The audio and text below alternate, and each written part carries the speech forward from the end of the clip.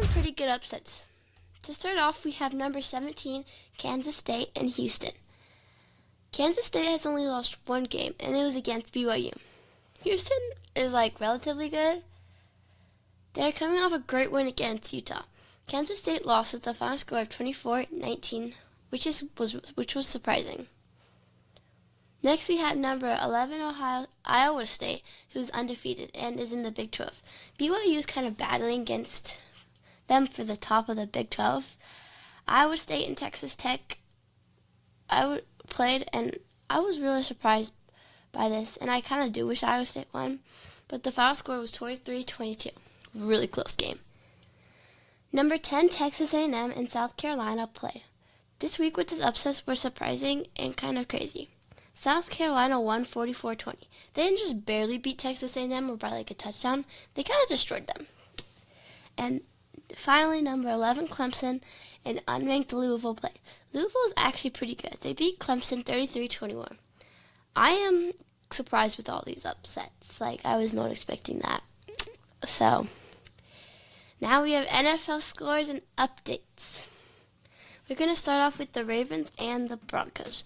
Both teams are playing well. The final score was 41-10.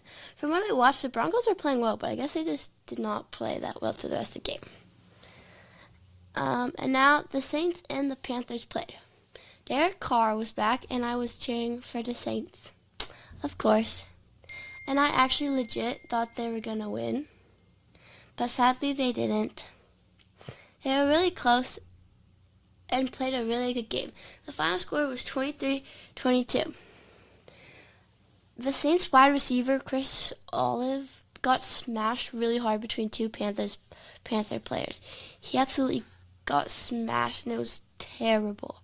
There were quite a few flags on the play.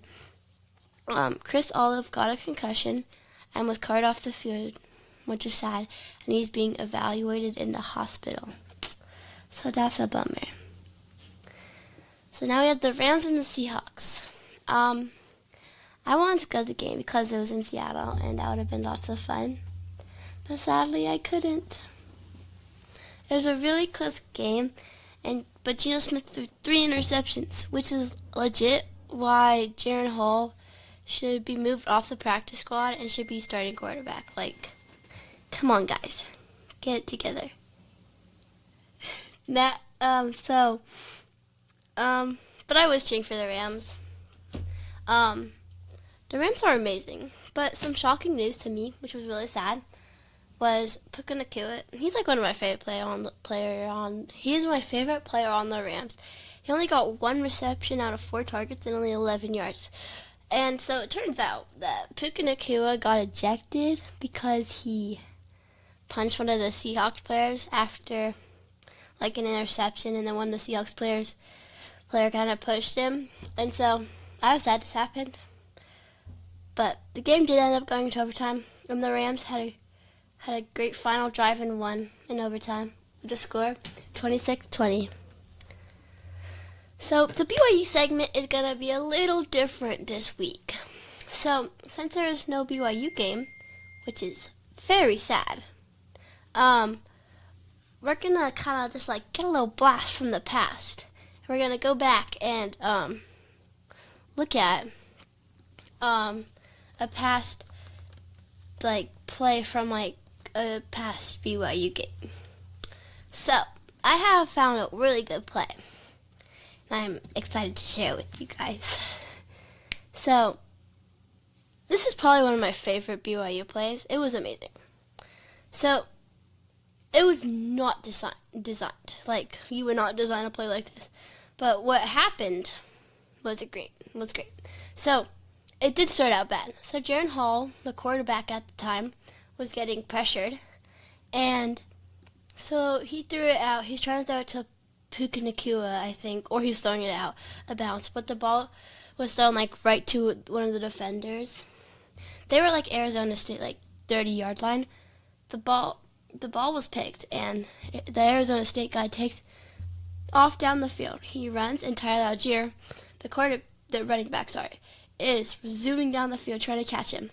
Tyler Algier jumps up and absolutely hammers the ball out of the Arizona State guy's arm. arms.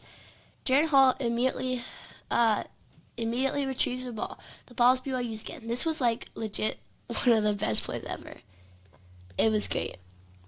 And the way Tyler Algier was able to like catch up to the Arizona State guy was amazing. So BYU did end up winning that game, which was also great. And so now we have Player of the Week. Pow, pow, pow, pow, pow, pow. So there was no BYU game. So there was like no. I didn't really have a good Player of the Week. So I just was like thinking of like, what's a BYU player who had a good week that's in the NFL? So I picked Taysom Hill, who is just always such a good football player, and he always plays so well, and he's like always, well, he just plays so many positions, and he does such a good job, and he just always plays good, and he was great at BYU. He did a great job, and he's just such a good player, and I just thought he deserved a highlight. Because he's coming off an injury, and he's kind of cooking it up, so he's really good. And he forced a safety a couple weeks ago, I'm pretty sure, or last week, I don't know. But he did force a safety, which was great. And so he's a great player, and he just plays really well. So now we have college football rankings. So we have number 1, Oregon. Number 2, Ohio State. Number 3, Georgia. Number 4, Miami. Number 5, Texas. Number 6, Penn State. Number 7, Tennessee. Number 8, Indiana. Number 9, BYU.